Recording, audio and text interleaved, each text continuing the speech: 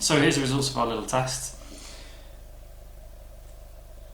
The wavelength was 1.5 times 10 to the minus 10 meters. That's a v equals f lambda calculation from the first waves book.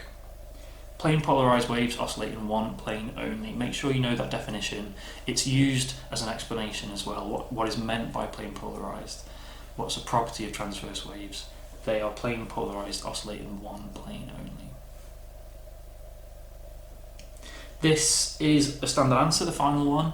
Remember, all types of transverse wave can be plane polarised. So X-rays, UV rays, radio waves, microwaves. This is the standard answer about what happens when you move your detector through 360 degrees. Describe what happens. If you could remember that, fantastic. Obviously, put this in your Quizlet, put this in your revision quiz cards, your cue cards, put this wherever you're revising. It could be really useful.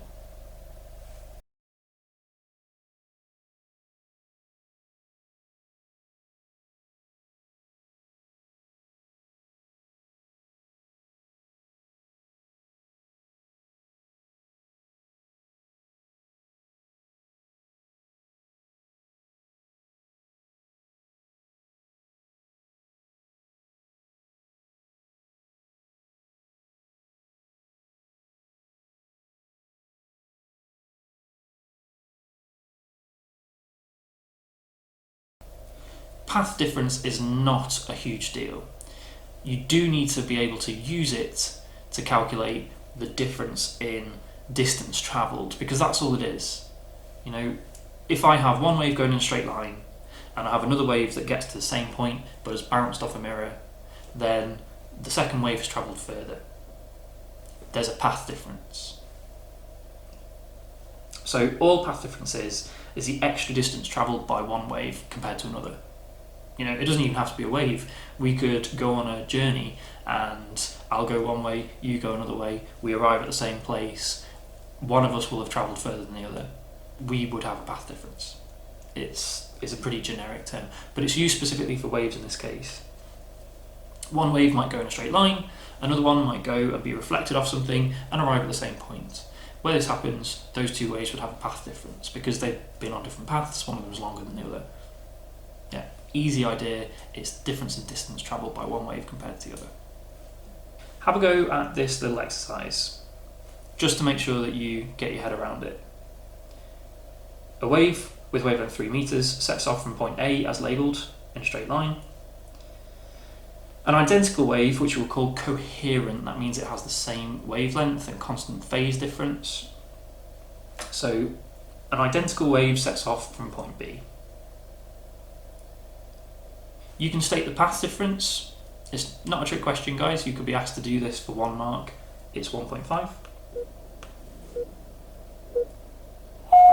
What's interesting is that 1.5, if B sets off 1.5 meters earlier, it's half of a wavelength out of phase as well when it gets to that endpoint.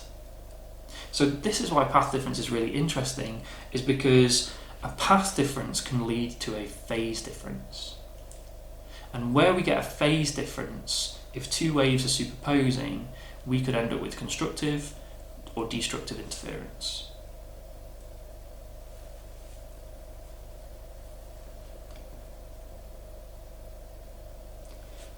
Test yourself again. If I made the wavelength 0.75 meters, would that change?